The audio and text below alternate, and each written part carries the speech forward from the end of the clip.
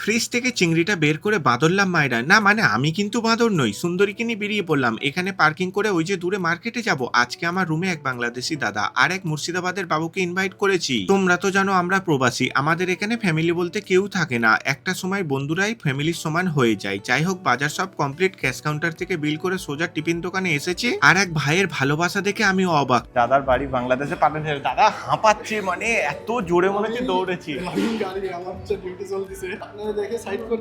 কি ভালোবাসা দেখ তোমাদের জন্যই আমি একটু একটু করে সামনের দিকে এগিয়ে যাচ্ছি। রুমে এসে চিংড়ি ছাড়াতে বসে পড়েছি, পাশে বাজারগুলো রেখে দিয়ে। প্রিয় বন্ধুরা, সব জোগাড় কমপ্লিট, নারকেলের দুধ দিয়ে পটল চিংড়ি বানাবো আর ডাল ফ্রাই। এই দেখো সব রান্না করে নিয়েছি, পটল চিংড়ি, ডাল আর ডিমের কোরমা দাদা দুটোর জন্য রেখে দিয়েছিলাম। আর ওই যে রাসেল ভাই ঠিঙ্গা দেখাচ্ছে, আর এক দাদা আসছে, আমি ততক্ষণ ভাত বেড়ে রাখি। চলে এসেছে কবরিল বাবু, চলো তিনজন মিলে গল্প করতে করতে লাঞ্চটা করে নি। আমাদের প্রবাসীদের ভালোবাসা তোমাদের কেমন লাগলো অবশ্যই কমেন্ট করে জানাবে।